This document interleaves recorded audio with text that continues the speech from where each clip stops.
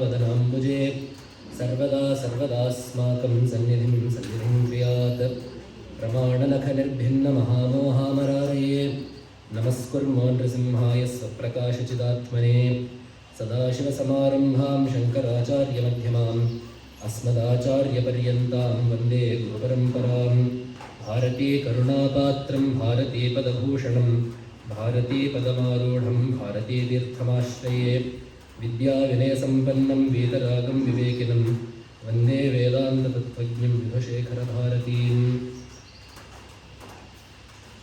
Namaskaram everyone. So part 2 part started yesterday. The topic that we have in front of us today in the 1 hour 15 minutes that I have, the 1 hour 20 minutes that I have, is to get ourselves acquainted with the 6 Pramanas of Vedanta. So yesterday we talked about the 6 darshanas, the 6 philosophies that we have mainly in Sanatana Dharma. So today are the 6 Pramanas that Advaita Vedanta ascribes to. So as we said yesterday, just to kind of recap one of the things I said yesterday.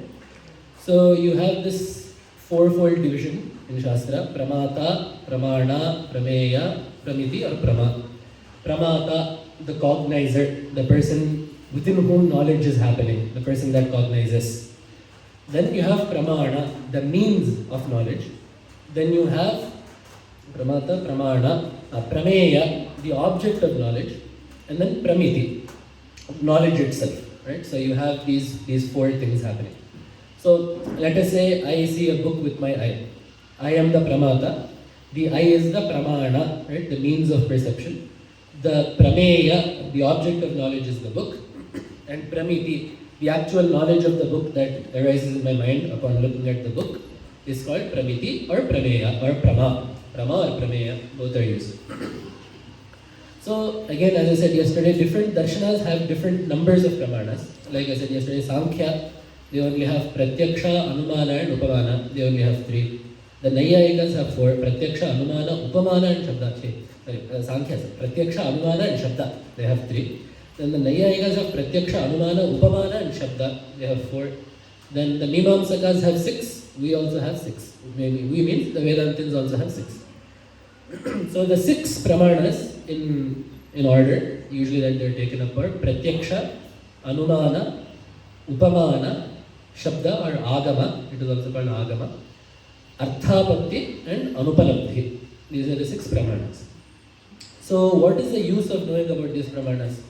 See, because in any Shastra we are concerned with the subject material, which in Vedanta is the nature of Aikya, the unity between the Jiva and Ishvara, or perhaps the Mithya, what it means to be Mithya and how that is visible in the world. So this is the subject matter of Advaita Vedanta.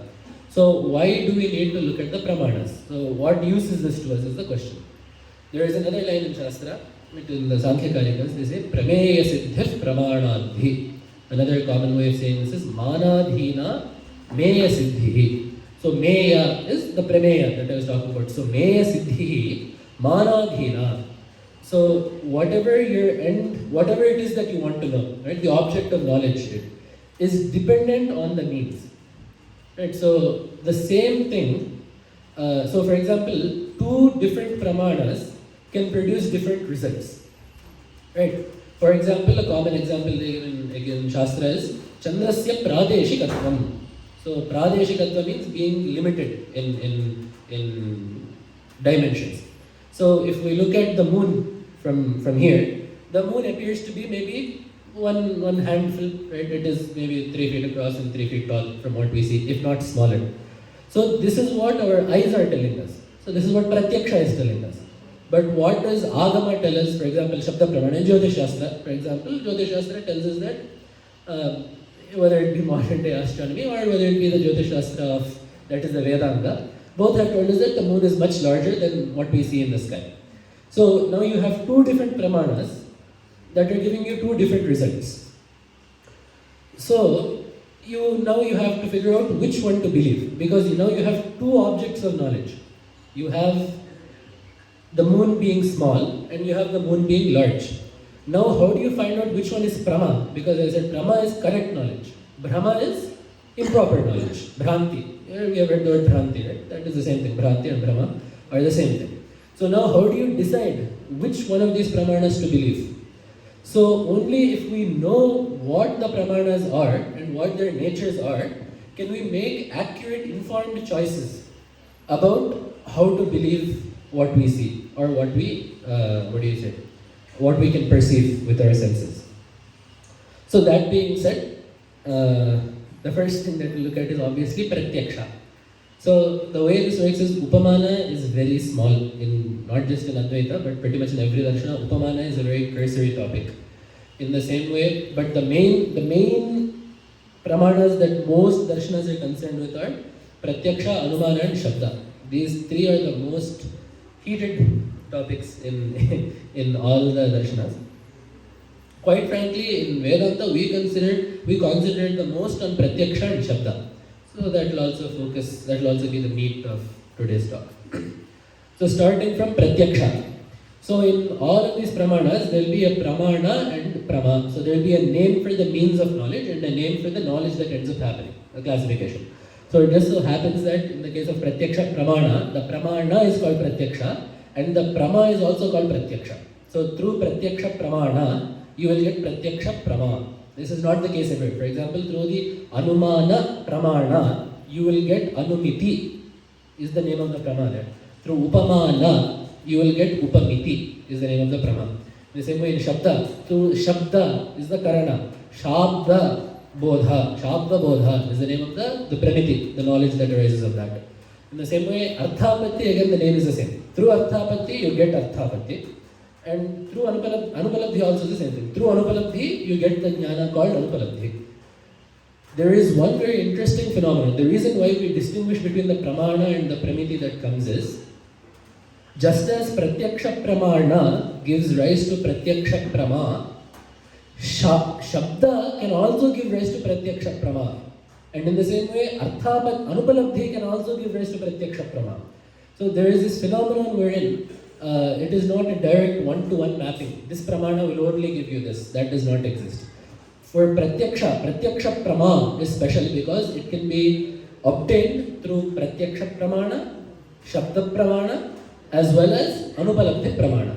So we will see all of that as the Pramanas come. But just something to keep in mind, that this is the reason why we have terminology for both the Pramana as well as distinct terminology for the Prama. So Pratyaksha Pramana is the most commonly used one that we see every day, direct perception through the senses. So generally when we think of Pratyaksha, we immediately think of the eye, the ear, the nose, the skin, feeling something. But feeling Sukha, feeling Dukkha is also Pratyaksha Pramana. Right? The experience that you have of pleasure, or the experience that you have of sorrow, or fear, right? Knowledge, fear or a doubt, or even lajja. Lajja is shame. These are all things that are experienced through Pratyaksha Pramana. So it is not just an interaction with the outside world. This is also very much present in the inside processes as well. So Hri Sarvam Mana Eva is a Vedavakya. Hrihi, all of this is the manas, and the manas is also a karana, is also an instrument to obtain Pratyaksha Prama. So when it comes to Pratyaksha Prama, there is a fourfold division of Chaitanya that we need to understand first. So there are these four Chaitanyas called Vishaya Chaitanya, Pramatra Chaitanya, Pramana Chaitanya, and Vritti Chaitanya. Those are generally the four ways that we do it, but we can keep it right now to Vishaya Chaitanya, Pramatra Chaitanya, and Pramana Chaitanya. These three. Vishaya Chaitanya, Pramatra Chaitanya, Pramana Chaitanya. So what do these mean? Because the first thing that we need to take as granted for the sake of argument, because I cannot spend time proving this again, is that Chaitanya is omnipresent in the world, right? That is what we say. Brahman is the Adhisthana, right? The base upon which this world is imposed, superimposed. That is what Adhyasa is, right? So due to that, this entire world is imbued with Chaitanya. Chaitanya is present everywhere. Let us take that as a fact for now. So based on where this Chaitanya is perceived, we have just given it a different name. Just as a common example, right? If there is space everywhere. Inside a pot, it is called Ghatakasha. Inside a matha, it is called Mathakasha. In that same way. So when Chaitanya is delineated by the object, so for example, the book is here. In this Pradesha, there is some Chaitanya.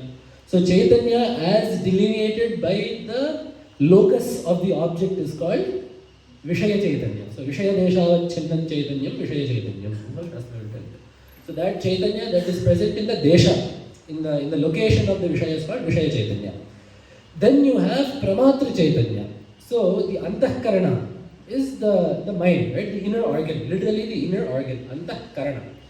So Chaitanya as demarked by the Antahkarana is called Pramatra Chaitanya. Pramatra is Pramata. Pramata is Prathana Vibhakti. Pramatra is the root word, the Pratipadika. So the Jiva, right? We generally say, what is the Jiva? It is Chaitanya as delineated by the Antahkarana. You can also say delineated by Avidya. There are two pakshas that the Jiva is Chaitanya, rooted in Avidya, is Chaitanya as defined by Avidya, or there is another paksha where Chaitanya, the Jiva is Chaitanya outlined by the Antahkarana. For the sake of this argument, we'll take it as the Antahkarana. So the Jiva as outlined by the Antahkarana, Chaitanya in the locus of the Antahkarana is called Pramatra Chaitanya. Pramatra Chaitanya. Then the last one that you have is Pramana Chaitanya. So what happens when the mind goes to something is, or when you see something, at least in the outside world is, or anything, not just outside, inside also, the mind goes to the place, goes to the object of perception and assumes the form of the object of perception. That is what Shastra tells. So the mind, let us say, for argument's sake, a lot of this is for argument's sake, let us say that my heart is here, my mind is here. So when I'm looking at the book, it goes to the book and assumes the form of the book. So, the Chaitanya that is reflected in that mind, so it is not the Chaitanya that exists in the location of the book. Because this mind has a unique ability to reflect Chaitanya. Pratibimba, right? You have heard that word, right? Pratibimbavada. So, Pratibimba is a reflection. The mind has the unique ability to reflect Chaitanya. And why is this? Why cannot other things do it? We say in Shastra that because the manas is made up of tejas. It is a taijasa padartha. And it is not this tejas, but it is swacha tejas. It is a clear, pure entity. So just as a wall cannot reflect, but if you put water on a wall, given that the wall is then clean and the water is still there, that will then reflect. Right? So basically only a pure medium will be capable of reflection. Right? Same thing, if there is a steel plate, you eat on it, you cannot really see a reflection. You wash it properly, you can see a reflection. It is quite standard, right? If the medium is very clear and if it has certain inherent properties, it will be capable of reflection. So the mind, the manas, the Antahkarana being such an entity is capable of reflecting Chaitanya or of producing a reflection of Chaitanya. So when the Antahkarana goes to the Vishaya, when it goes to the object of perception and assumes the form of that object, it ends up reflecting the Chaitanya of the Jiva. Right? So when we say that the Jiva is, when we say that the Pramata is the Chaitanya as defined by the Antahkarana, and then we are saying that the Antahkarana goes to the object and then reflects. So the only real difference between the Pramata Chaitanya and the Pramana Chaitanya is where it is. So when it is situated within the Jiva or as the Jiva within the body, it is called Pramata Chaitanya. When that same Chaitanya goes outside, or goes, not outside again, goes to the object of perception and assumes the form of the object, it is called Pramana Chaitanya. So the form that the Antahkarana assumes is called a vritti. That is called the Antahkarana vritti. So Vishayakarena Parinamaha vritti. So the change that the Antahkarana goes to take the form of the object is called vritti. So this is what, as I said yesterday in yoga, when we start off with yoga chitta vritti nirodha, what Patanjali Maharshi there is saying, yoga is the means of restraining the mind to only one vritti. So obviously we flit from object to object to object. So our mind's vritti is always changing. But the goal of yoga is to arrest it in one place. And to keep it in one vritti without that changing. So that shape of the Antahkarana is called vritti. Now we have a question. If this antahkarana has gone to the Vishaya, then what is left in the Jiva? Right? So does the body become clinically dead during that point of time? So the antahkarana has the ability to stretch. That is generally what we take. So there is still a part of it in the Jiva, as well as a part of it that is there in the object. So therefore we can say that there is still a pramata and a vritti at the same time. There is no problem. We don't have to say that the pramata is lost the second that the mind goes to the object of perception. So what happens is, this antahkarana, having gone out, having assumed the form of a vritti, occupies the same space as the Vishaya. So now what has happened? Because the antahkarana vritti and the Vishaya occupy the same space, the Chaitanya that is delineated by both is also now the same. Right? So because the antahkarana is of the form of the Vishaya, the Vishaya is anyhow in the form of Vishaya, the Chaitanya demarked by the Vishaya as well as the Chaitanya demarked by the antahkarana vritti is one. So the second that those two attain union, and that is then reflected back to the pramata, because we said that the antahkarana has the capability to reflect, right? So once those two occupy the same space and then Chaitanya is reflected back, the pramata, the jiva, gains the knowledge of the Vishaya. This is the process. It is quite a beautiful process. And then we say, why do we need the vritti? What is the need of a vritti? There are three pakshas in Vedanta. They say avarana abhibhavartha vritti, abheda abhivyaktartha vritti, sambandhartha vritti. So I'll just quickly explain the positions just because they're intellectually stimulating. We don't have to spend too much time on them. So they say that one reason why we need to accept a vritti as separate from the jiva, the pramata, the jiva and the Vishaya is sambandhartha. So the jiva, as we know, and the atma, as we know, is asanga, right? It doesn't touch. Right? We get that in Gita also, right? Yatha sarvagatam sokshmyat akasho nopalipyate sarvatra avasthito dehi tathatma nopalipyate. We have that, right? Just as the space, though present everywhere, is not, it occupies everything and it is close to everything, but yet it is not touched, it does not have a relationship with anything. For example, space surrounds this book. This book exists in space, but space on its own has no real connection to the book besides the fact that this exists in that.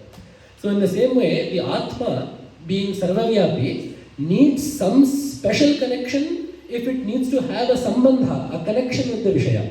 So to provide a connection between the Jiva and the Vishaya, you have to say that there is a vritti for the sake of sambandha. This is one paksha. This is one explanation for why we need a vritti. There is one more, abheda abhivyaktiyartha, to show us the abheda. Because there is one more thing, that Chaitanya does not just be close to everything, but it also permeates everything. Right? So Chaitanya also fills everything. It is not like Chaitanya is outside this book, but within the book there is no Chaitanya. Right? So Chaitanya permeates every atom of this creation. But the only thing is that abheda is not vyakta. So what does it mean? Vyakta means to be manifest. So what did we just say? When the antahkarana and the Vishaya occupy the same space, the Chaitanya delineated by both becomes one. Right? There is then abheda between the vritti Chaitanya and the Vishaya Chaitanya. So in the same way, that is basically the process that I have just described. You need some sort of unity to be achieved between the Chaitanya that permeates this cosmos and the Chaitanya that is there within the Jiva. Not that these two Chaitanyas are different. But once you say that there is a Jiva, there is a given duality or a vyavaharika duality that you are working with. So based on that, you need some sort of way to show non-duality between this antahkarana Chaitanya and the Vishaya Chaitanya. So abheda abhivyaktiyartha. In order to achieve non-duality between the jiva, the Chaitanya of the jiva and the Chaitanya that exists in the Vishaya. This is one reason why you need a vritti. The third paksha, or third possible explanation of why we need a vritti is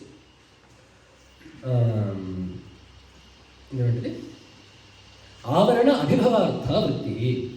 So there is one more paksha wherein they say that is not the case. So when Atma is present everywhere, Atma should be Sarvajna. Right? That is in Vedanta, that is why we say Ishvara is Sarvajna. Because it is the Chaitanya that permeates this world as a whole, right? It is the macrocosm. Whereas the jiva is the microcosm, Ishvara is the macrocosm.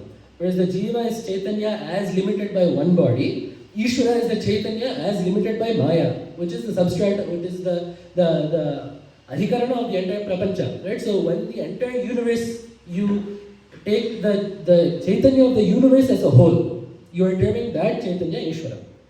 So when this Chaitanya is everywhere, and you're saying that this jiva in actuality, so remember I said there is another paksha wherein the jiva is not just the antakarana but avidya. Jiva is Chaitanya as defined by avidya. So if there is one paksha wherein Maya and avidya are said to be different. So the Chaitanya as defined by Maya is Ishvara. Chaitanya as defined by avidya is the jiva. So this is one paksha in Vedanta, in Advaita. So in this case, avidya is sarvavyapi. Avidya is also a vibhu padartha, or a vyapi padartha. So avidya is also present everywhere. So what we then take is, when the jiva is also everywhere, so now the jiva is everywhere, you have an apatti. So you have the problem of him actually knowing everything.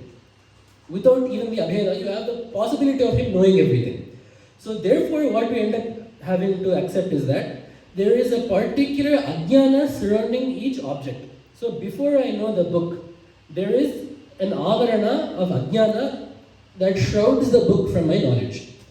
These are three separate pakshas. So the first two things that I told, these are all separate theories. So in this theory, there is an ajnana that concerns the book. Only when the vritti goes there does ajnana get destroyed. So although the jiva and ajnana exist in harmony, only when a vritti is there is ajnana destroyed. For example, because the thing is, as I just said, knowledge and nescience are not knowing. Knowledge and ignorance are not directly opposed to each other. They are not directly opposed. For example, if someone says, do you know this book? You can say, no, I do not know the book. So you are both saying you don't know the book, and you are also referring to the book.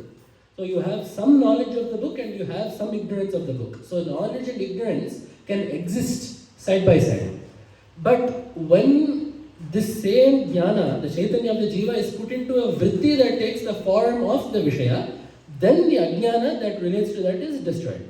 So once you know the book, you have a proper knowledge of the book and the mind has actually assumed the form of the book, then there is nothing more that you do not know about the book. You can say it is this long, it is this wide, it is black, it is white, it is green, it is red. And then there is nothing that you do not know about the book. So only when Chaitanya has gone through the vritti of a particular, in the form of a particular vishaya, does the ajnana pertaining to that vishaya get destroyed. This is the third theory. So what do we have? The three theories are the jiva who is asanga, who is what is the word for sangha? Who is not touched or tainted by this world, he needs some way to form a connection with the vishaya. So for that we need a vritti. This is one explanation. Explanation number two, the jiva that is everywhere needs some way to find abheda, unity with the vishaya, for him to know the vishaya. So then we have the second theory, which is abheda abhivyaktyattha. Then there is the third theory wherein the jiva is everywhere, so he should be knowing everything, but we have also taken that avidya is also everywhere, so avidya is also covering everything. Wherever the vritti is, wherever the chaitanya goes through a particular vritti, the knowledge, the ignorance concerning the object of that vritti is destroyed and knowledge of that object arises. So this is what we call the avarana abhibhavartha. Avarana is a veil, a concealment. Abhibhava means to get rid of, to destroy. So that is the third reason why we take a vritti, in the third paksha. So, in this way we have vritti, we have Pratyaksha Chaitanya. So now in Shastra, just to give you a taste of the way that Shastra deals with these things, how does Shastra now define Vishayagata Pratyaksha, the Pratyaksha that pertains to the Vishaya? So what is the definition in Shastra? So in Vedanta Paribhasha, which is one of the first books that Vedanta Shastra students study, they give Tattad Vrityahita Antahkarana Avachinna Chaitanya Abhinna Chaitanya Sattatirikta Sattaka Shunyatve Sati Yogyatvam Vishayasya Pratyakshatvam. This is like Greek and Latin to us. But what this says is basically what I have just explained to you. I will say that again. Tattadakara vrityahita antahkaranavachinna chaitanya sattatirikta sattakatva shunyatve sati yogyatvam vishayagata pratyaksham. So what does this mean? Tattadakara vrityahita antahkarana. So the antahkarana that has morphed itself, tat here means the vishaya. So the antahkarana that has morphed itself into the shape of a vritti. Tattadakara vrityahita antahkarana. Avachinna. So delineated by that, whichever chaitanya that is there. Tattadakara vrityahita antahkarana avachinna chaitanya sattatirikta sattaka shunyatve sati. It does not have a satta that is separate from the satta of such a chaitanya. So the chaitanya of the vishaya should not be separate from the chaitanya of the antahkarana that has taken the form of the vritti of that vishaya. So this needs to be there, as well as yogyatvam. Yogyatva also needs to be there. Yogyatva means there needs to be some inherent quality of the object that allows itself available for perception. For example, dharma and adharma, which we call punya and papa, these also exist within the jiva. Correct? So these also exist within the jiva, right? That is why the punya and papa travel with the jiva from body to body. So the punya and papa exist with the jiva. So now, sukha also we experience through pratyaksha only. Because when we experience sukha also, the chaitanya forms itself into the shape of sukha in the antahkarana, and then that antahkarana is the same as the vishaya. So the sukha avachinna chaitanya is the same as the antahkarana vritti rupaka vritti avachinna chaitanya, right? So you can follow those words, right? These two are the same. So the sukha avachinna chaitanya, avachinna means delineated by, the chaitanya delineated by the sukha within the jiva, as well as the antahkarana of the jiva are now one. So sukha is now directly perceived by us. So if it is hot outside, you turn on a fan, you say it feels nice. You directly feel the sukha.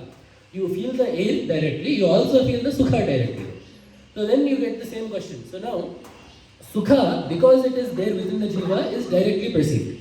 So now the punya and papa of the jiva should also be directly perceived. Correct? Because the sukha is there within the jiva, that is directly perceivable. The punya and papa of a jiva are also there within the jiva. So then these also should be visible. So the second you do a puja, you should be able to say, I can feel my punya now. Or the second you tell a lie, you should be able to say, I can definitely directly perceive my papa. But that is not the case. Why? It is not pratyaksha yogya. Right? The punya and papa are not pratyaksha yogya. The inherent quality of those objects does not render them conducive to being an object of direct perception. Which is why the second dala is the second part of this lakshana, of this definition of pratyakshatva, is yogyatvam. So you have tattadakara vrityahita chaitanya sattadirikta sattakatva shunyatve sati yogyatvam vishayasya pratyakshatvam. So this is what it means for a vishaya to be pratyaksha. This is how Shastra puts it. So this is the way that you get pratyaksha prama. So now, as I said yesterday, I will now tell you a nice story about a rope and a snake. So instead of a rope and a snake, for today we will take a silver and the shell.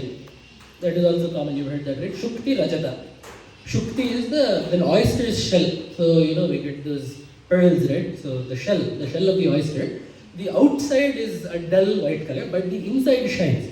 Right? When little kids go to the beach, they will collect all of these. Because they shine nicely and they look very nice.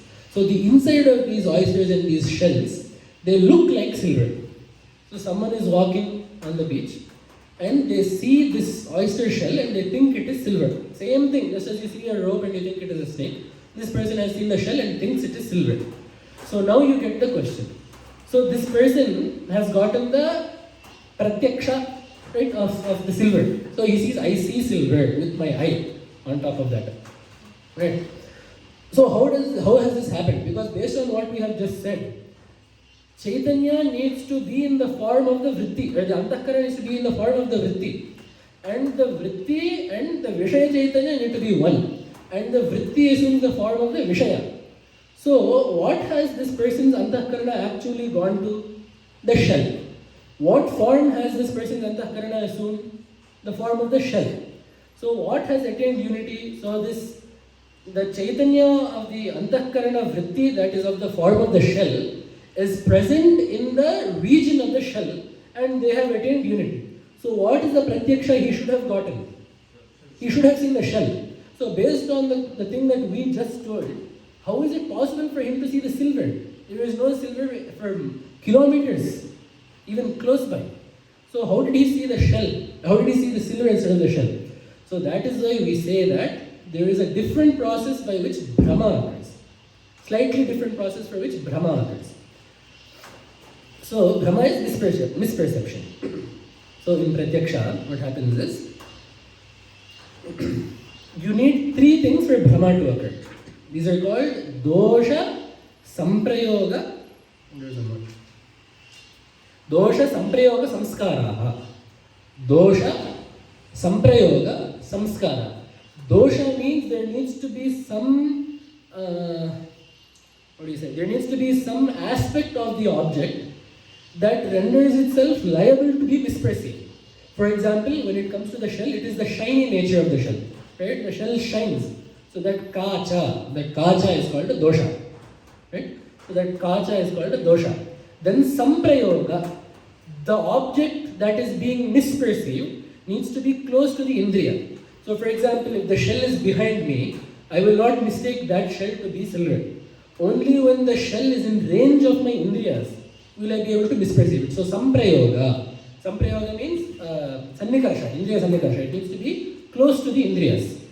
Dosha, samprayoga, samskara. The last thing is, someone that has never seen silver will not mistake the shell to be silver. So the samskara everyone knows, right?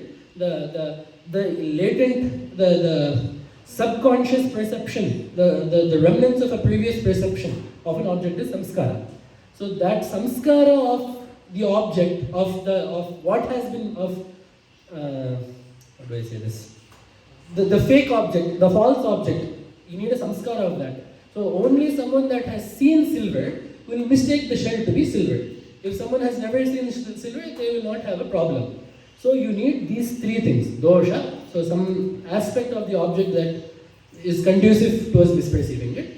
Samprayoga, it needs to be within range of the indriyas. And dosha, samprayoga, samskara. You need the samskara of the object. Not the object that is the base, but the object that you are misconstruing it as. So, now how do these three aspects come together? So what happens is, when you see that silver, you say, idam rajatam. So there are actually two aspects to the knowledge that you are getting there. You are not saying rajatam. You are saying, idam rajatam, this is silver. So what we say there is, this idam is prama. Rajatam is Bhrama. Because this is still a valid aspect of the knowledge there. So, idamamshe prama, rajatamshe Bhrama is what we say. So, what happens is the antahkarana goes to the Vishaya Desha, but instead of taking the form of the shell, instead of becoming Shuktyakara, the antahkarana becomes Idamakara. It takes the form of this. Right? Because see, what is the shape of the mind? The mind does not go there, take one scale, that tracer and draw out the region of the thing. It is what is the mind perceiving. So the mind, instead of assuming the form of the object, is instead taking the form of a general understanding of this, idam. So then, the mind is now, idamakara vachinna chaitanya is there. The mind is now in the form of idam vritti. So now, as we said, chaitanya is everywhere, right? So, within that Shukti, there is that Shukti Desha Chaitanya, right? There is the Chaitanya that is demarked by the area of the Shukti. Now, there is also in that same place, there is also Shukti Avidya. There is an Avarana, right? There is an Avarana for every object. Just as there is Chaitanya, there is also an Avarana that stops it from being perceived by us. So there is also Shukti Avidya there. So what that Shukti Avidya does is, that Shukti Avidya turns into Rajata. Kachadi dosha samavahita. Chakachakyadi dosha vashat. Rajata samskara sadhrichina. Accompanied by the samskara of Rajata in the Jiva's mind, because of the chakachakya, there is that shining nature that it has, right? So that is the dosha there. The chakachakya is the dosha. So, is that it? So the chakachakya is the dosha. Kacha is the sadrishya. So there needs to be also a sadrishya, right? There needs to be some similarity. So that kacha, that there is this one color, this particular color, it has a particular texture it seems to have. So having seen that, the samskara comes to the forefront. We said, right, the three aspects are what? The dosha, samprayoga, samskara. So why does this samskara come? That is the question we need to ask, right? So this rajata samskara is there for us all the time. It is not like that rajata samskara is only there in our mind at that point. Even now I have a rajata samskara. So why am I not seeing the rajata? There is no udbodhaka. There needs to be something that brings that samskara to the forefront of the mind. Right? For example, we all would have studied calculus in college or geometry in college, in school. But we don't think of geometry all the time. When you see, I don't know, some math problem in front of you, that is an udbodhaka. It wakens up the samskara. That is what, this is what IIT is based on. This is what all competitive exams are based on. You are supposed to train yourself to have your samskaras to such a great degree that anything you see will bring that samskara to the forefront of your mind. That is the difference between a good student and a bad student. The good student, both will study the same syllabus, but the good student will be able to remember everything. The poor student will not be able to, because the good student has stronger samskaras. Right? So seeing that whatever problem is put in front of him, that samskara will come to the front of the mind. So this samskara needs some udbodhaka. So what is the udbodhaka in this case? Sadrishya, a similarity. What is that similarity? Kacha. Kacha is the aspect of the rajata and the shukti that is the same. The similarity between, whatever similarity exists between the silver and the shell, that acts as a wake-up call to the viewers, rajata samskara. So now that rajata samskara has come to the front of the mind. So now we have gotten the samskara. Samprayoga is there because for the idamavachinna chaitanya to be there, right, the antakarana needs to have gone there. So we have gotten samprayoga. Samskara is what is the dosha? Chakachakya. So there is when the light hits it the right way, it shines for a second, right? That is the dosha. So that is the dosha. So in this way, now you have dosha, samprayoga, samskara. So when these three are there, the shukti, avidya, that I said, right? There is an avidya present in the region of the shukti. That comes and that creates rajata from itself. That is what happens. So it creates a temporary rajata. So why do we say it creates? Because this is where I said different darshanas have different explanations for this Bhrama. So this prakriya, this process that I just told you is particular to the Advaita Vedanta. So the process of explaining Bhrama is called khyati. Khyayate, to be told, right? I think I told you when I said sankhya also yesterday. Same dhatu, khyayate. So how is one thing told, explained as another? So these are called khyativadas in Shastra. Khyativada is how do you explain Bhrama? So there is Atma Khyati, Sakhyati, Anyatha Khyati, Revacha. There are 6 Khyatis that are predominant. We will only concern ourselves with 3 today. So what we take, Advaita Vedantins take in this particular instance is a Khyati called Anirvachaniya Khyati. So this Rajata that has been produced by Avidya is Anirvachaniya. Anirvachaniya means undefinable. It cannot be defined. What does it mean? It is not Sat, it is not Asat. What is Sat? That which is existent in all 3 times, past, present, future, without change. That is obviously not true, because the second you get the knowledge, Nedam Rajatam, Iyam Shuktihi. The second you say this is not silver, this is a Shukti, gone, there is no more silver. Right? So it is not Sat. It is not Asat, because if it is Asat, it should not have been there in the first place. We talked about the rabbit's horn yesterday, right? No one has ever seen, thought, or even dreamt of a rabbit's horn. Right? So that is not Asat. Because you see, there is he's saying, oh, I see silver, he goes to take it, he's already thinking of how much money he will get for it. Right? So that is there. So it is not Asat. You cannot define it as Sat, you cannot define it as Asat, so we throw it in the middle, we say it is Mithya and it is Anirvachaniya. So that is the Vedantin's explanation of Anirvachaniya Khyati. What does the Nyayika say, the Nyaya school? What they say is they have something called Anyatha Khyati. So it is explained as something else. So this person, he has gotten the samskara of Rajata, right? How does he get the samskara of Rajata? He has seen Rajata in a silver shop, in the shop where he buys silver. So the silver he saw there is shining here, is what they say. So paratra purva drishtava bhasaha. So purva drishtam means the Rajata has been seen before in one place. Paratra, in a different place, he is seeing that Rajata. So that is what they say. What does the Mimamsaka say? He says there is actually nothing wrong with him at all. The Mimamsaka says he has nothing wrong. Only problem is he is actually having two knowledge, he is having two thoughts. He does not recognize the distinction between them. So one thought is the memory of the Rajata, which is Prama, right? The memory of the Rajata can be Prama. I remember silver. This can be Prama. Right? Just as say, I remember yesterday's talk, hopefully. Right? So if we say, I remember that, that is Prama. Right? That is true. Smriti is generally Prama. But it is the Rajata being the Shukti, that is Bhrama. So what the Mimamsaka says is, Rajata is Smriti and Prama. Idam is Prama anyhow, right? We said Idam is this, the object when you say this is Rajata, this is Prama. So he says that there is one Prama and a Bhrama, but the viewer is not recognizing that these are two things. He is thinking that these two are combined in one thought. So these are actually two. One is a thought of memory, one is a thought that is arising now. But he does not recognize that these are two, he is putting them together. So that is called Akhyati. There is nothing wrong with it at all. Both parts of this perception are both Prama, but the distinction is not realized. So these are the three schools that we have. So, why do we not, as Advaitins, why do we not take the Anyatha Khyati? So, we should not have a problem with that, right?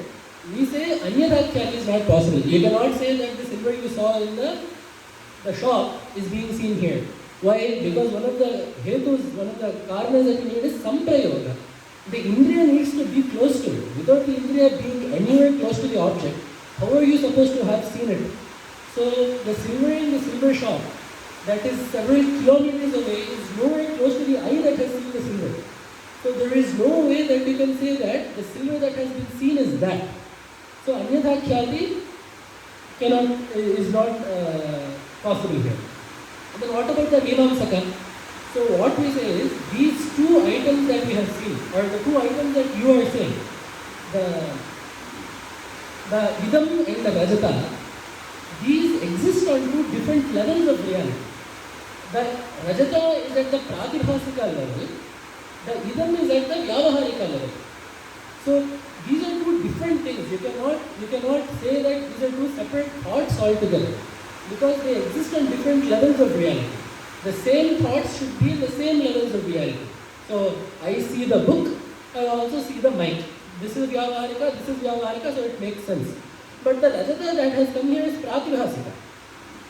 The Idam is Vyavaharika. So you cannot say that these two can exist together in the same thought. You have to, in two different thoughts. You have to accept that the Jiva is smashing one of these onto the other and looking at it as one.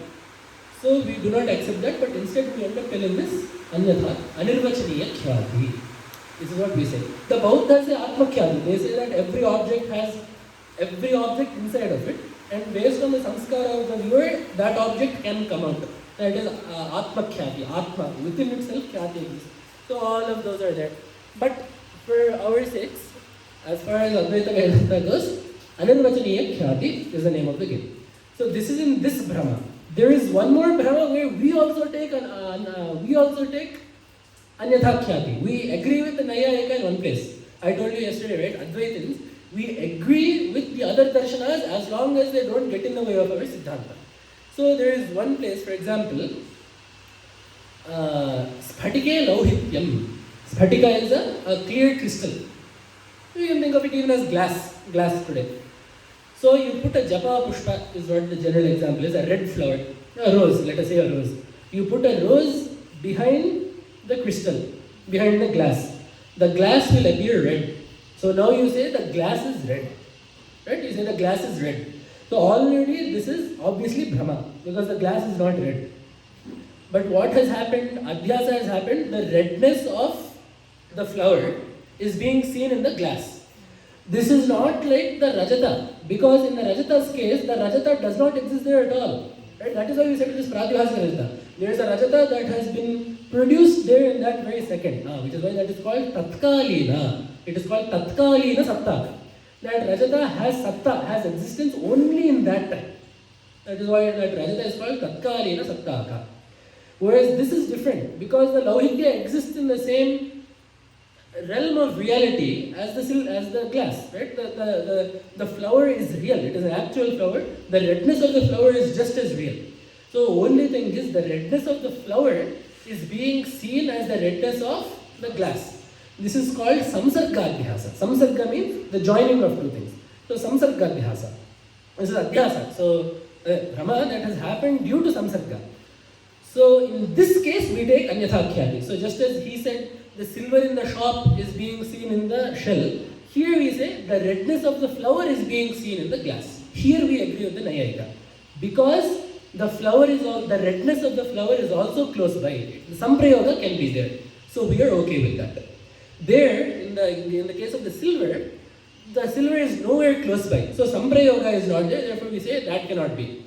Whereas here we say the flower is close enough, redness is close enough, so the eye can perceive that. So we have no problem. Here we will take Anyatha Khyati. That the redness of the flower is seen in the glass. So this is the way that Bhrama is taken in Vedanta. Pratyaksha Bhrama. Clear? Then we come to Anumana. Anumana is very straightforward. We will go pretty straightforwardly through it. Anumana, the karana of Anumiti is Anumana. Anumana is Vyapti Jnana Janya Jnana. So it is the knowledge that is born of Vyapti is Anumana. Question. How do we differentiate Brahma and absence of Brahma? Because not everyone might see the silver there. So the people that see the Shukti, they have Brahma. Right. So the thing is, you either see the shell or you don't. If you see the shell, you have got Brahma. If you see anything other than a shell, you have got Brahma. So that is the distinction there. Is that done? No, see, for the presence of Brahma, you explained why it is there. But right. How do we explain absence of that Brahma? So, if somebody is not seeing the... So although they may have the Rajata Samskara, although the Sadrishya is there and it is shiny, why do they not see the silver? So there what we say is, there is one concept of the dosha. We said that there is a dosha. There is something that needs to be conducive for the object to do that. So this person's indriya is strong enough where that dosha does not affect them. That is what we end up saying. So it is true that the shininess of that shell is there. But it is not so much that this person's eyes will be fooled. So that is how we explain it. The dosha needs to be strong enough to trick the indriyas in that sense. So another example that they give is someone that has pitta dosha, we say paitya, right? In many Indian languages, this word paitya has become an insult. Paitya means you have been acting up a lot. So that comes from pitta, right? With vata, pitta, shleshma, kapha, it is there, right? So these are Ayurvedic terms. When you have imbalances, one of these, you will get a roga. So someone with this pitta dosha, some jaundice of the eye is what it is called, he will look at a conch, a shankha. A shankha is white, he will say pita shankha, he will say it is yellow because of his eye condition. So there, for example, the dosha there is this pitta. This jaundice is the dosha there. So in that case, this roga is strong enough to overpower the faculty of the eye, which is why he sees a yellow shankha instead of a white shankha. So in that way, the dosha needs to be strong enough to act on the person. If the dosha acts and the other two facets are also there, then he will get Bhrama. Otherwise, Brahma will act on its own. Okay. So now in Anumiti, Anumana. So Dosha is related to the subject or the object of the subject? It can be both. Dosha can be the dosha can be residing in the subject or in the object, in the subject or in the object. That much is there. The dosha can be here or there. As beauty is in the eye of the beholder, paitya is also in the eye of the beholder. because only some object reflects that sort of. Exactly. So same thing with the rope and the snake, right? So there, what is the dosha there? It is not like the person has an eye disease, and it is not like the rope is shining. So the dosha there is just the sadrishya, the fact that the rope looks like the snake, as well as the fact that there is not enough light. See, if there is a light there, you will not think it is a snake. There needs to be some dim lighting where it looks like a snake, but you cannot make it out. So there, the lack of light will be the dosha. That is the way that we take it. Dosha can be anywhere. We all need to be alert. Dosha can come from anywhere. So that is how we explain Pratyaksha. Now, what time is it? 2:50. Okay, we will go quickly from here. So Anumana. Anumana is the means to get Anumiti. So this is inference. The common example is Parvato Valhiman, Dhumat. The mountain has fire because we see smoke there. So here there is a sadhya, sadhaka, or sadhya, sadhana, or hetu and sadhya. Hetu is the cause, sadhya is what you are inferring. Paksha is where these two exist. So in this example, the paksha is the mountain. The hetu, the cause is the dhuma. The sadhya, what you are trying to ascertain is Agni. So Parvato Vanhiman, Dhumat. The mountain has fire because there is smoke there. That is very good. So Pakshaha Sadhyavan is the form of Anumiti. The Paksha has the Sadhya there. And the way that you know this is Vyapti. So Vyapti is a very particular relationship that needs to exist between the Hetu and the Sadhya. Right? For example, you can say the mountain has fire because there is smoke. You cannot say the mountain has smoke because there is fire. Right? Why is this? There are some places where there is fire but no smoke. But wherever there is smoke, there is fire. So this relationship is what we call Vyapti. So there is the Shastric definition also. But Ashesha sadhana ashrita sadhya samaradhikaranyam is what they say. So Ashesha sadhya. So let us take the example of this fire and dhuma. So in this case, what is it? The sadhya is Agni. The hetu is, or the sadhana hetu is dhuma, smoke. So Ashesha sadhya, Ashesha sadhana ashraya. So the sadhana is the hetu. Hetu is dhuma. Dhuma ashraya. Where does dhuma exist? Where are some places that smoke exists? In the kitchen, right? In the kitchen, in the fireplace. Agarbatti. In the Ambika Darbarbatti. Right? That in a forest fire, a candle. Right? These are all places where smoke exists. So Ashesha sadhana ashraya. So the ashraya, the place where that smoke exists, or all of these things, the candle, the fireplace, the mountain, agarbatti, all of these are the sadhana ashraya. Ashrita, sadhya. So all the sadhyas need to be there. So whatever sadhyas are there, what is the sadhya in this? Agni. So now we need to check. Samaradhikaranyam means being in the same place. So now we need to check if this sadhana does indeed have asesha sadhya sadhana, asesha sadhana ashraya. So is fire present in all the places that the sadhya is there? So is fire there in agarbatti? Yes. Is fire there in the candle? Yes. Is fire there in the mountain? Yes. Is fire there in the fireplace? Yes. So therefore, there is vyapti between the sadhya of fire and the sadhana or the hetu of dhuma. Therefore, you can use dhuma to get the knowledge of vanhi. Now, let us flip this. Let us say we make fire. One second, let us flip this. Let us say that we now want to say Parvato Dhumavan. Vanhe. The mountain has smoke because there is fire. So now what we are doing? We are trying to prove the existence of fire. We are trying to infer the existence of smoke based on the fire. So you have seen the fire. You are trying to infer that there is smoke. Let us take the same example.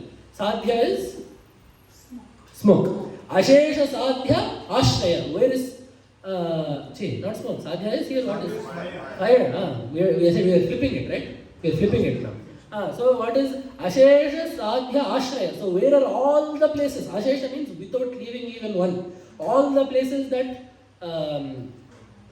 that Dhuma is located. Fire, where are all the places that fire is located? For example, kitchen, lighter. No, fire is not new to us, right? Where do you see it? A candle, lamp, Deepavali, right? All the sparklers and firecrackers. So these are all there. Now, Ashrita, tad Ashraya are all of these things. The sparkler, the lamp, the candle, all of these things. So Ashrita sadhana. So what is the sadhana here? Sadhya. What is the sadhya here now? Fire. Sadhana is? We have switched it around. We are going back and forth. Let us refresh. Let us refresh. In this, now we are saying, Parvato Bhumavan Vannehe. Sadhana is fire, to be clear. Sadhana is fire. The Hetu is fire, Sadhya is Bhuma. Okay, so Yavat Sadhana Ashraya Ashrita. So all the places that fire exists, or all the places that we have told. Sadhya Samanadhikaranya needs to be there. The Sadhya needs to be there in all of those places. So where are all the places that the fire exists? Like sparkler, lamp, mountain, whatever you want to say. Then you have this Sadhya. Dhuma needs to be there in all of those places, is it there? For example, submarine fire is there, right? The fire in the bottom of the spits. They called it Urvagni, Badavagni, Badavanala, Aurvashiki, whatever you want to call it. We see right in the trenches, there are the places where the tectonic plates, the cracks are there, there is fire there, right? The magma comes up. So there is fire. Is there smoke? There is no smoke. So you have a sadhana ashraya. Sadhana is fire. So sadhana ashraya will be the submarine fire. So is there samanadhikaranya? Does the dhuma exist there? No. So no vyapti, no anumana. You cannot have anumana there. That is how they have defined it. So based on this, you will get the jnana that parvato. When you have vyapti, then you will get the knowledge that paksha sadhyavan. The paksha has the sadhya. So in the case where you say the mountain has fire due to when the fire is discertained through the smoke, then you will have the paksha is the mountain. So you will say the mountain has fire. That is the way you will get it. So overall, the two things that you need for Anumiti are Vyapti Jnana and Paksha Dharmata Jnana. So these two knowledges are Vyapti. You need to have knowledge that the Hetu and the Sadhya have this Vyapti relationship, as well as Paksha Dharmata. So the fact that Pakshe Hetuhu, the Hetu needs to be there in the Paksha. So basically for fire, you need to know that fire and Dhuma have this relationship and Dhuma exists on the mountain. If you have both of these knowledges, you will get the knowledge that there is fire on the mountain. Now, we need to look at one more thing. When you say Parvato Vanhiman or Parvate Vanhihi, in the mountain there is fire, only in the Vanhihi part is Anumana. The Parvate part is Pratyaksha. Correct? Because the eye is seeing the Parvata. Based on what you said in Pratyaksha, the eye has gone, it has assumed the shape of the mountain, it is seeing the mountain directly.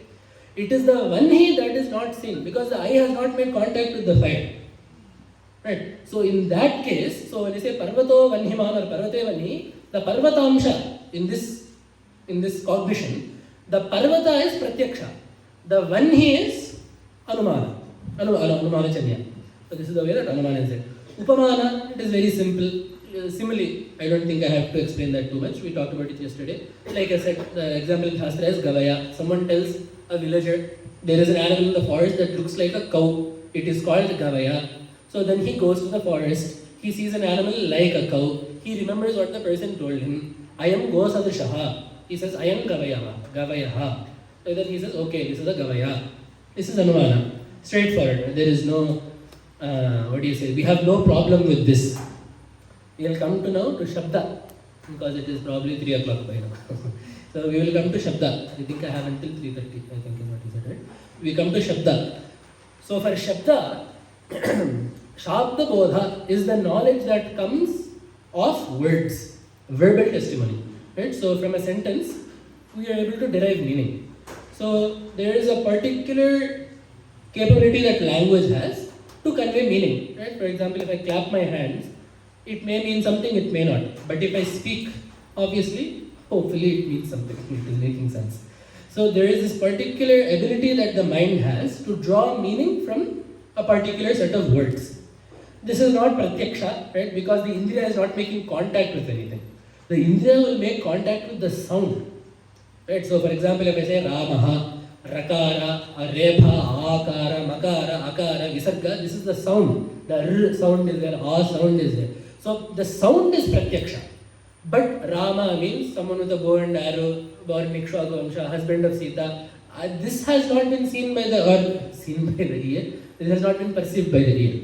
Right? But yet when we say Rama, what is the perception that we are getting? We are seeing Rama with a bow and arrow, Hanuman, Sita, all of that we are getting. So this, what causes this cognition is what we are now looking at. So there are 4 things that need to be there for Shabda Bodha to be there, for the word to convey meaning. Asakti, Yogyata, Akanksha and Tatparya. Akanksha, Asakti, Yogyata, Tatparya. These 4 things need to be there. First thing, Akanksha. These words need to have some relationship with each other. So, Paraspara Padartha Jignasa Vishayatva Yogyatvam. Jignasa means the desire to know. So, these need to have some, for example, if I said went, you will immediately ask, what went or who went? If I say him, you will say, what did he do? And even sometimes if I will say, it will not be who or what, but let us say, I say, what do we say? Let us say you are telling the child, you will say cook. He will say how. He will not say what. He will say how. Right? So if you tell the child cook, first you will say what. You say, I don't know, make dal. He will say how. That is the next question, right? So then you will say with this. Something like that, right? So these are all akanksha. This is akanksha. The nature of one word to need another word to finish a thought. So that needs to be there. Why did we say this? Because otherwise, Gaur Ashva Purusho Hasti. That is it, is a Gauhu, a cow. Ashvaha is a horse. Purushaha, human. Hasti, elephant. So these are all words, these are all grammatical, they are all the same vibhakti. Why do you not understand? There is no akanksha. When you say Hasti or Purushaha, you will say Purushaha Kim Karoti. Not Purushaha Hasti. That is not the question that comes. So there needs to be this akanksha.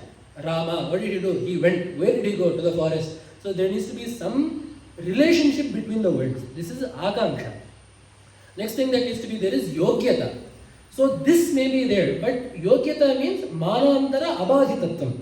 It should not be contradicted by any other means of knowledge. Like yesterday, I think the example I gave was, I wash my clothes with fire, right?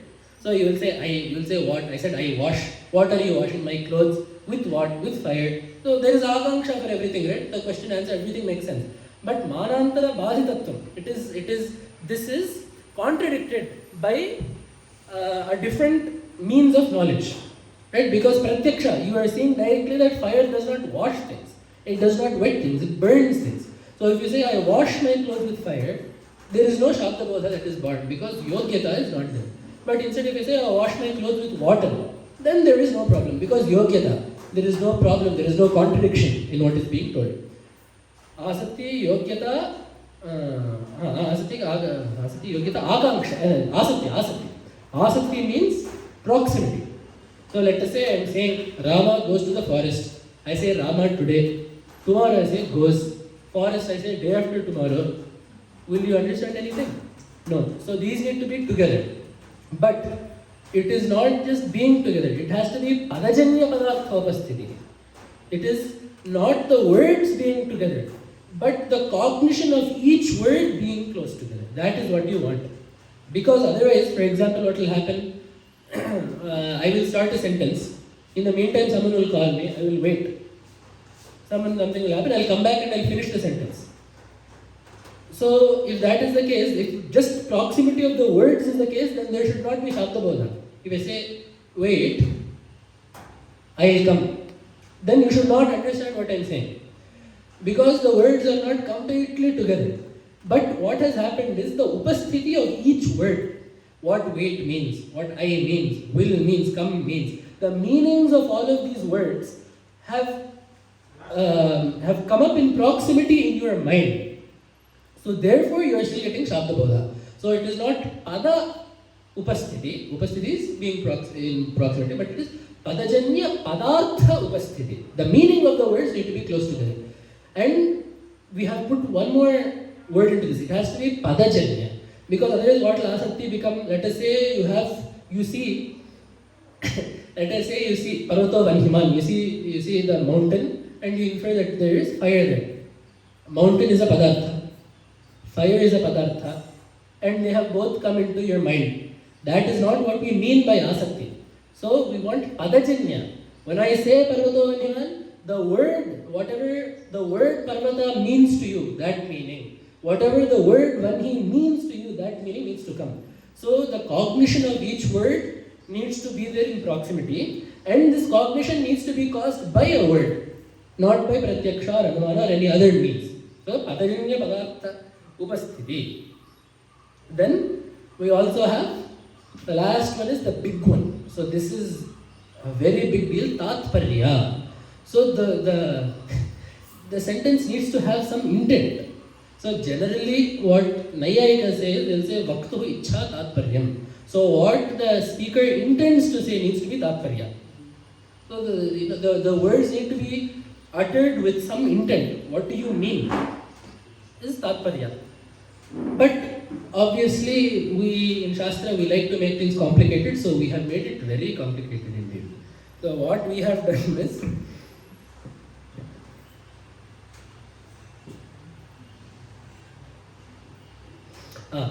तत् प्रतीति जनन योग्यत्वे सति तदितर मात्र प्रतीति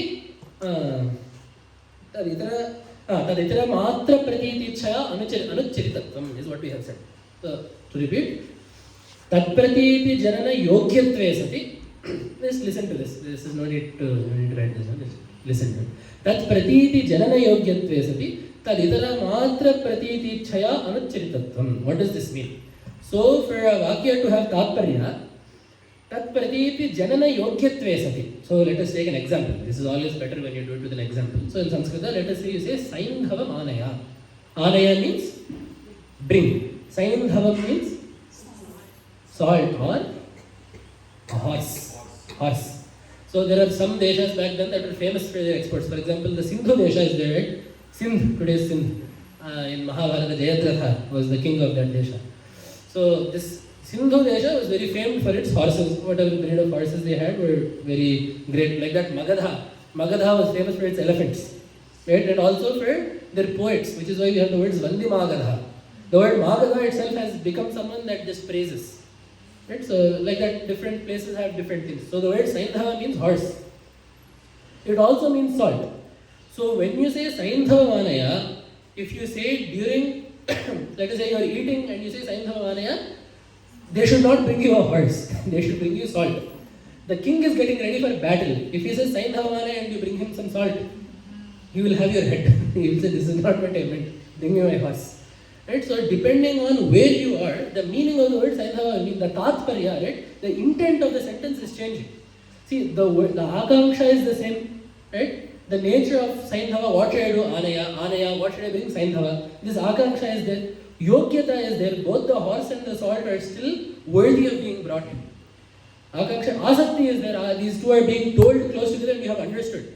But based on the Tatparya, the intent of the speaker, the meaning that you are understanding is changing. Correct? So maybe even the same situation. The same person in the same situation saying the same sentence may give you two different meanings. Right? So in the same situation, the king saying something will mean something different, a normal person saying something will mean something different. So, Tatparya is also necessary. So, now what is this definition then of Tatparya? So, Tatpratiti Janana Yogyatvam. So, first of all, it needs to be capable of putting that meaning in front of you. For example, in Saindhava Manaya, the word Saindhava, let us say you mean salt. You have said the word Saindhava Manaya, intending for the person to bring you salt. So, Saindhava Manaya, bring me salt, is what you mean, and you have said this. So, first thing needs to be Tat Pratiti. Pratiti means the understanding, Janana, to be born, Yogya.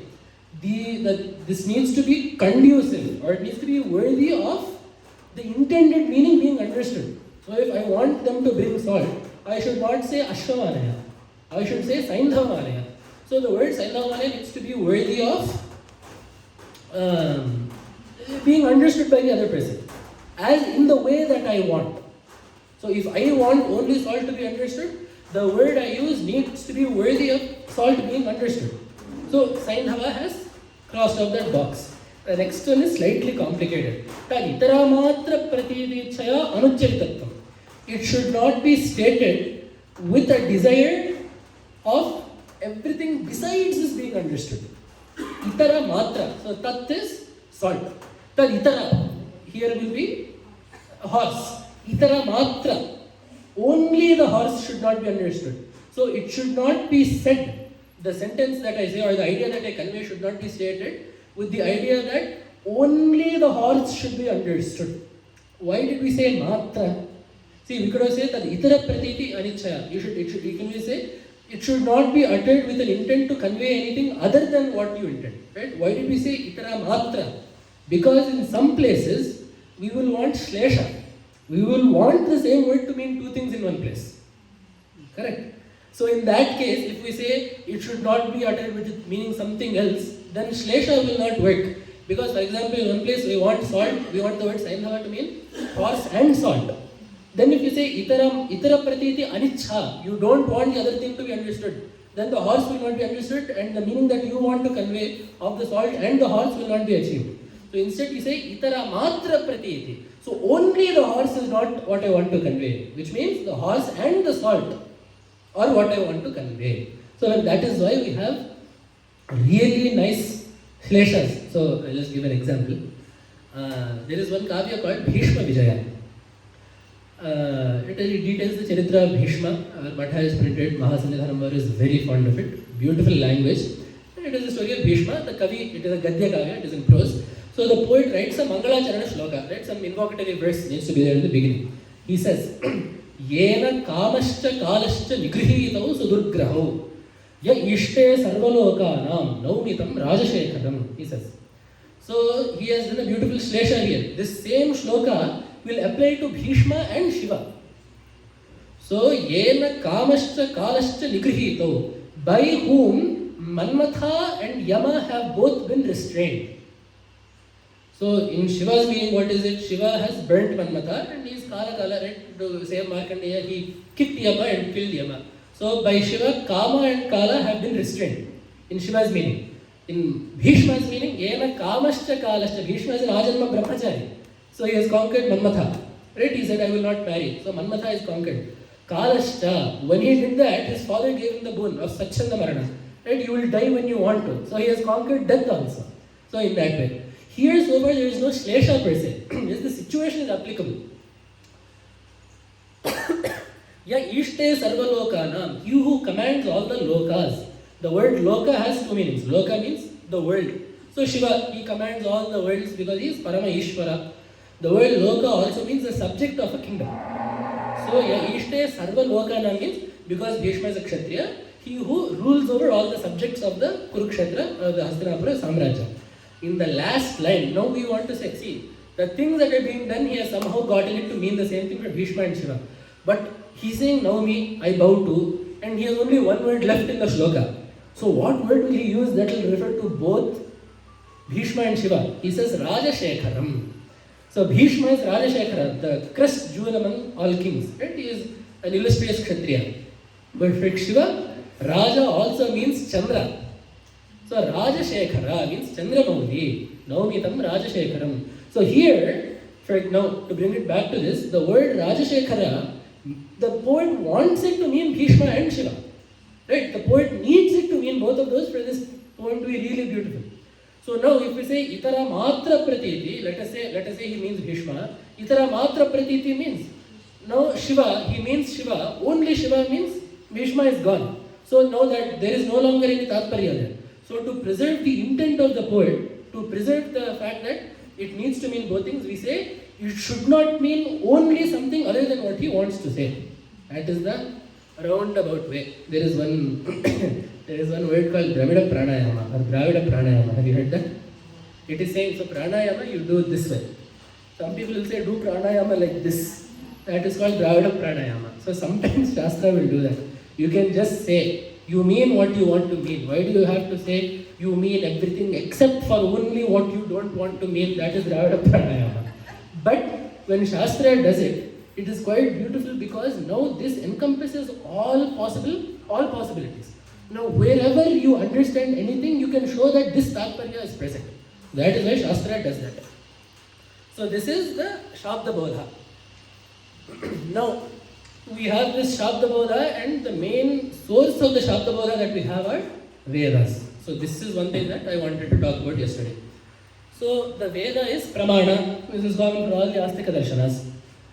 Now there are differences between the Naiyayikas, Mimamsakas and the Vedantas. So for all three of us, Vedas are Pramana.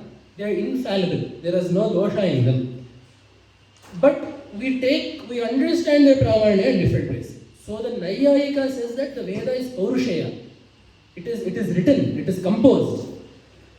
The Mimamsaka says Veda is not Paurusheya, it is Nitya, it is eternal. We say Veda is not Nitya, but it is Apaurusheya, is what we say. So we'll just look at what each Darshana says. So the Naiyayika has an Anumana. First is Parvato Vanhiman Bhumat. The Naiyayika has an Anumana. Vedaha Paurusheyaha Vakya Samohatvat Bharatavat Mahabharatavat. So that is the Anumana. They say Mahabharata is Paurusheya because it is comprised of sentences like Mahabharata. So they have shown a Vyapti. Wherever you have, if you do the same thing, right? Sadhya is in this. What are you trying to prove? Paurushayatva. And what is the reason that you are showing? It is made up of sentences. Right? You are saying Mahabharata is Veda is Paurusheya because it is comprised of sentences.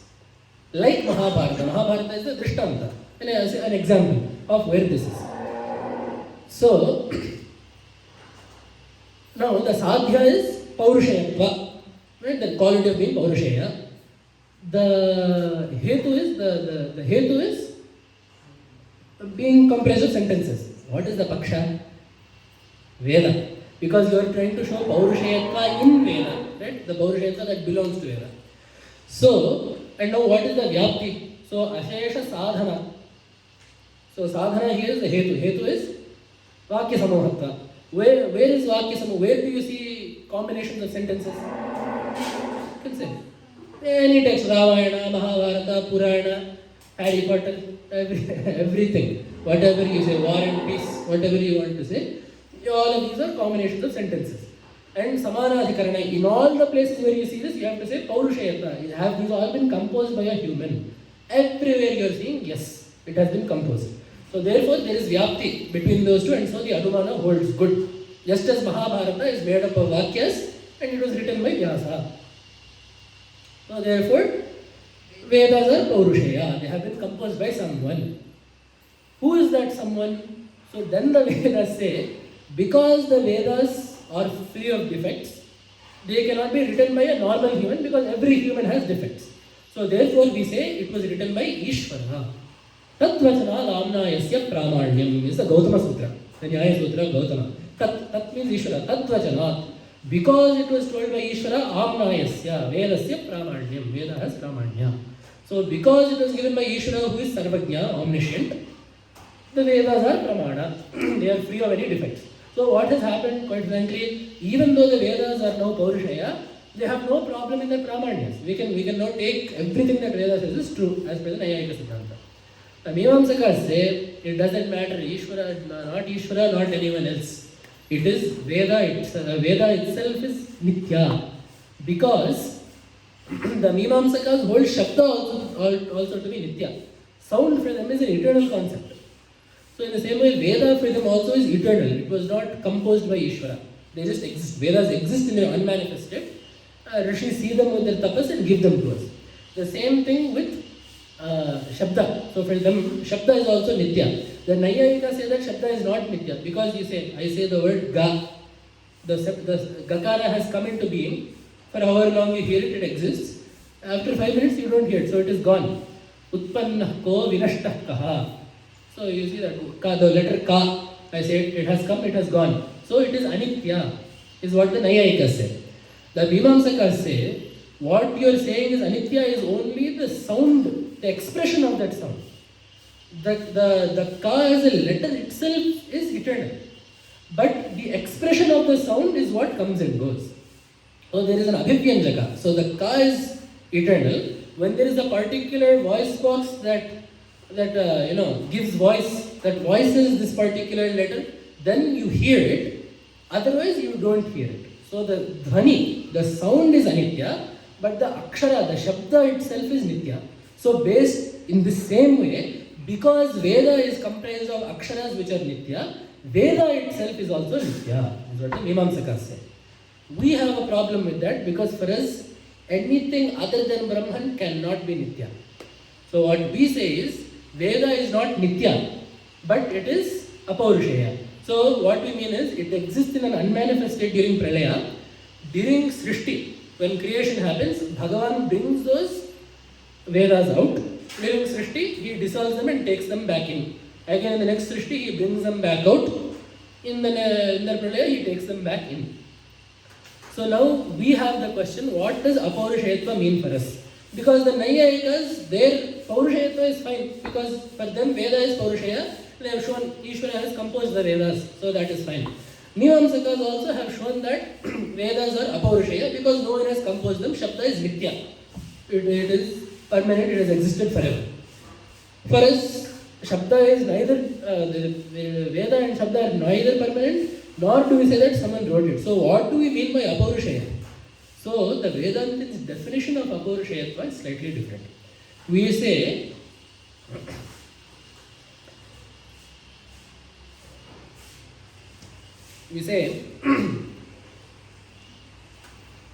sajatiya ucharana anadhina ucharana vishayatvam paurushayatvam. So paurushayatva, what does it mean? Sajatiya ucharana.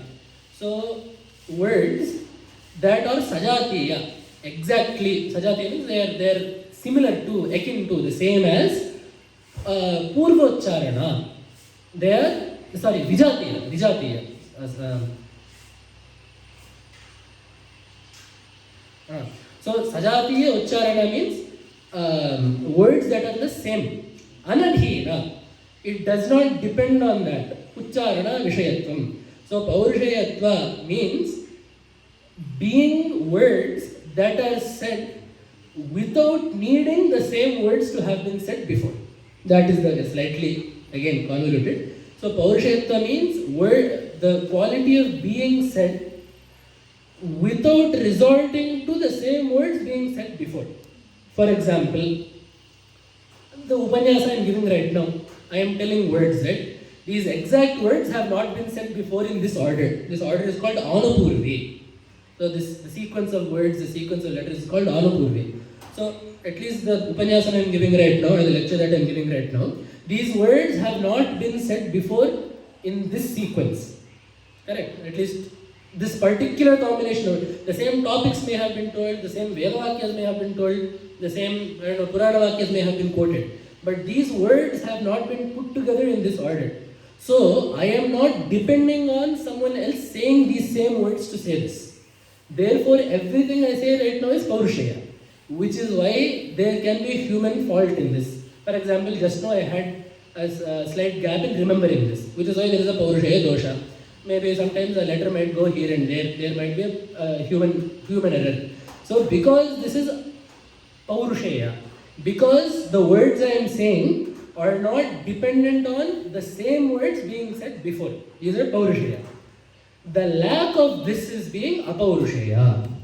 So Veda is never told, the Veda is never uttered without depending on, Veda is never uttered without depending on the same words being uttered in the same way. So what does it mean? There is a shloka, Vedasya Adhyayanam Sarvam Gurvadhyayana Purvakam. I study. I have Vishayatva, Archetva, Vayavastha is what I study. How did I know this? Because my Guru has taught. What did he tell me? Vishayatva, Archetva, Vayavastha. How did he know? His Guru told him. How did he know?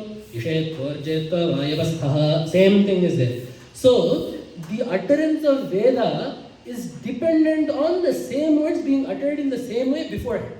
It is not independent of the same words being uttered in the same way beforehand. This is what we mean by apaurushaya. So then we get the question, it needs to start somewhere, right? So since Srishti happened, it needs to start somewhere. So where did it start? It started from Ishvara. Ishvara was the first person to tell the Veda in this cycle. From him the Rishis got it. From the Rishis the Sampradaya came. So then did not Ishvara tell it? Where did he get it from? Purvakalpiya Vedam Smritva Ishvaraha Idanim Upadishati. Samana Anupurvikam Vedam Idanim Upadishati. Ishvara remembers because Ishvara is Nitya, right? He, Brahman, as Ishvara, stretches across all the cycles of Srishti and Pralaya. So he remembers the Veda of the previous cycle, and then teaches it in the exact same way, with the same words, in the same sequence, with the same swaras, as he did in the previous kalpa. So now what happens, even Ishvara's Ucharana is dependent. Ishvara is telling the Veda is now still dependent on the exact same utterance of the previous kalpa. So in this way, we have shown that Veda is now Paurushaya. We have 2 more Pramanas to finish. They are small. Quickly, I will finish in maybe 5 to 10 minutes and then I will open it up for questions because I am sure there are questions. So then, this is Shabda. So Shabda and Veda we have decided. The next one is called Arthapatti. Arthapatti is filling in the gaps. This is what we call in English. So Yatvina Upapadaka Jnane Upapadya Jnanena Upapadaka Jnanasya Kalpanam Arthapattihi. The common example you have here is Tino Devadattaha Divana Bhukte. The common name that you give to everyone in Shastra is Devadatta, Yajnadatta, Vishnadatta, Chaitra or Maitra. Every example in Shastra is this, which is why I think we have stopped naming our children this. You don't find people named this anymore. Because in Vyakarana, if you have to show some prayoga, Chaitraha Gacchati, where this Chaitra came from, you don't know. Anything, something happens, Maitra Gacchati. If you need one more person, you'll say Maitra. If you say Yajnadatta, you'll say Vishnadatta. Or some Devadatta. This Devadatta goes everywhere. He is a quite remarkable fellow who has attained the adoration of all the Shastrakaras. They all fall in love with Devadatta and Chaitra and Maitra. So in whatever case, there is one fellow named Devadatta. He does not eat during the day. But he is still very fat. He is stout. So now what do we say? What is our deduction? What is our inference?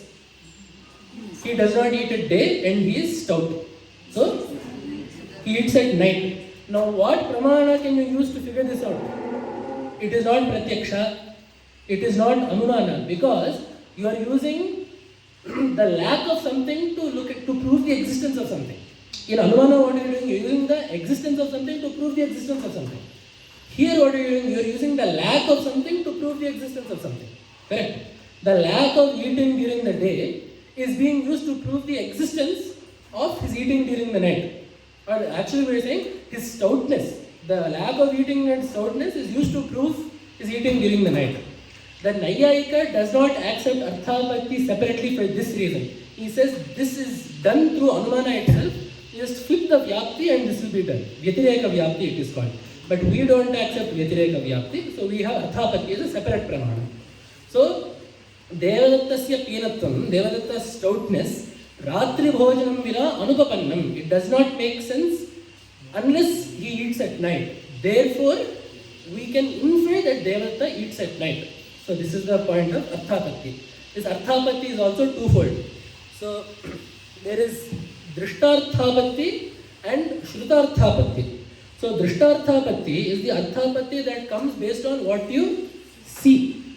Shrutarthapatti is the Arthapatti that is done based on a sentence that is said to you. So for example,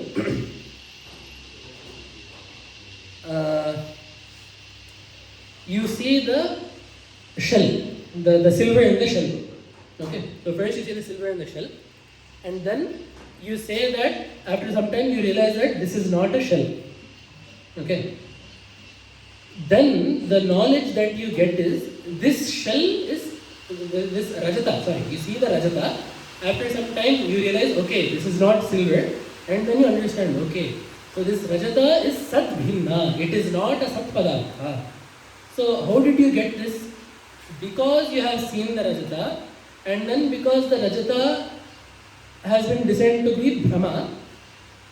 The Rajatas, this type of existence of the Rajata does not make sense unless the Rajata is Mithya.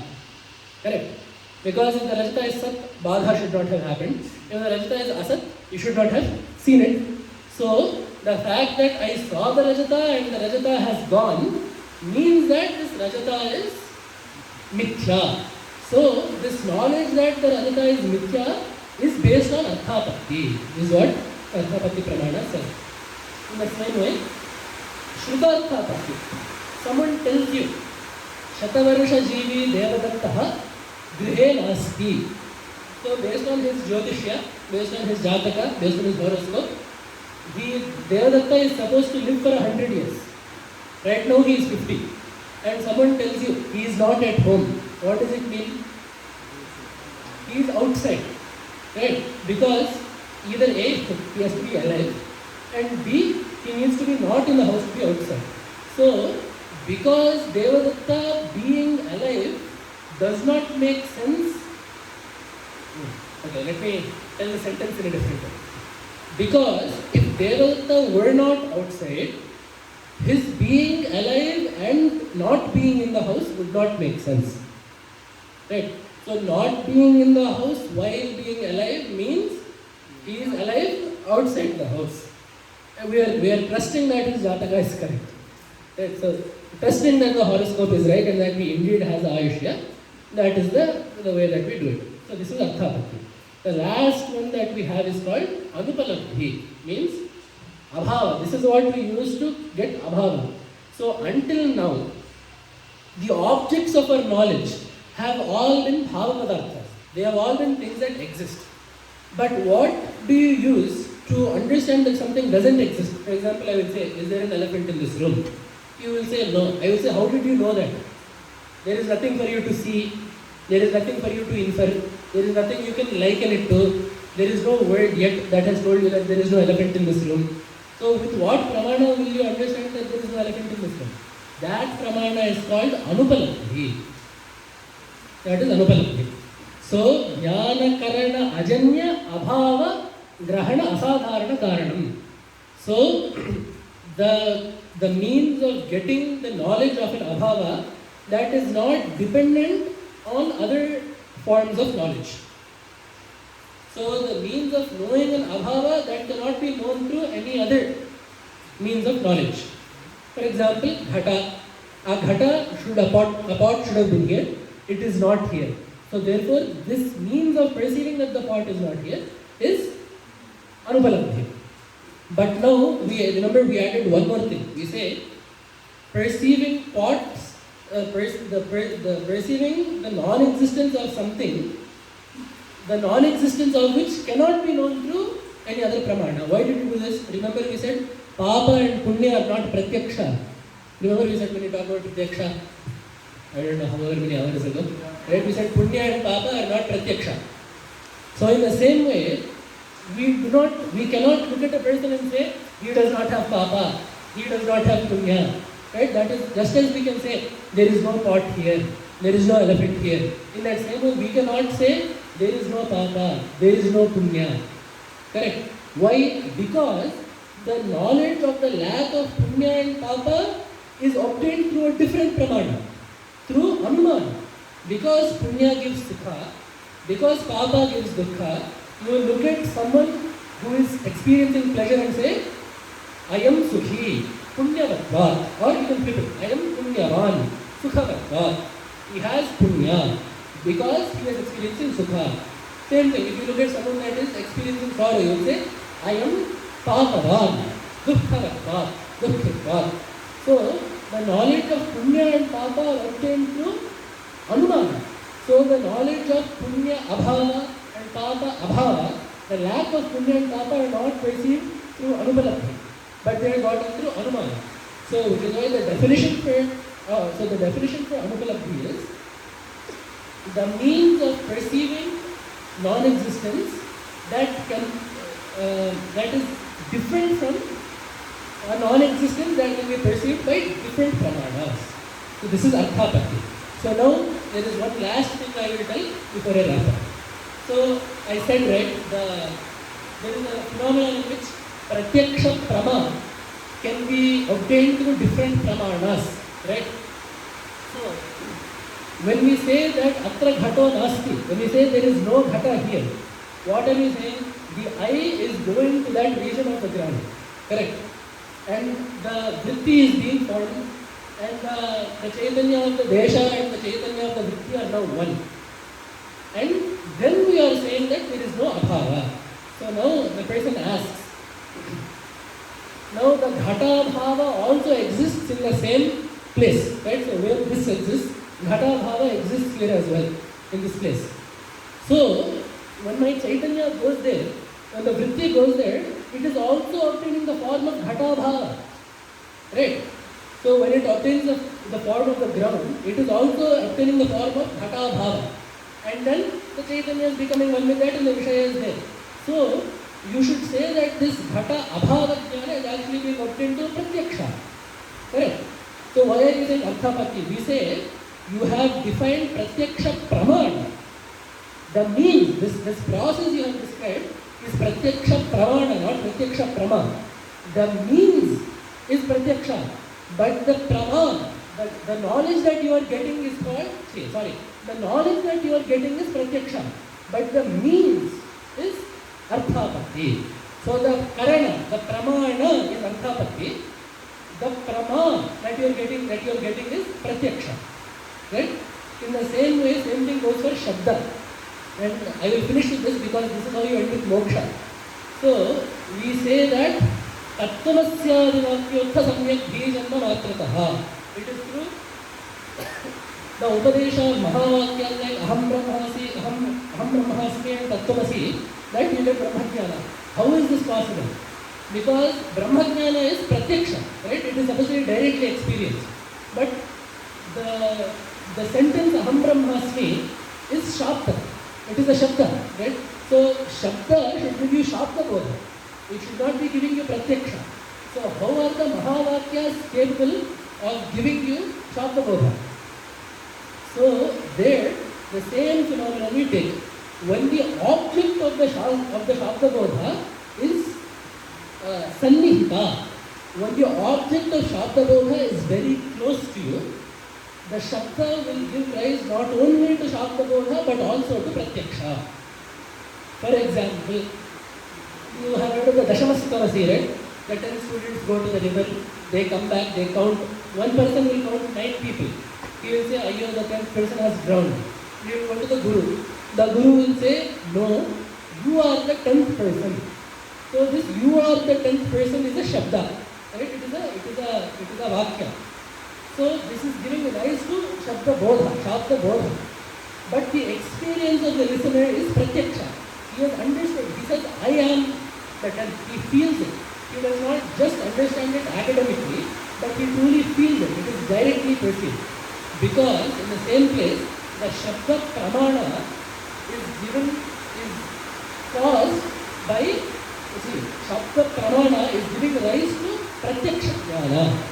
So therefore, through all of these Pramanas, we can prove in Vedanta that all the things Mithya exists. Brahman is the cause of the world. And in the same way, as I just said, we can show based on this that the Vakyas like Tattvamasi and Aham Brahmaasmi can lead to Brahmajnana, to moksha. So, is also there in the Brahmajnana, Shastra Drishtya. So, Shastra Drishti, Shastra Drishti. There is a Brahmajnana. Now, the same way we can show that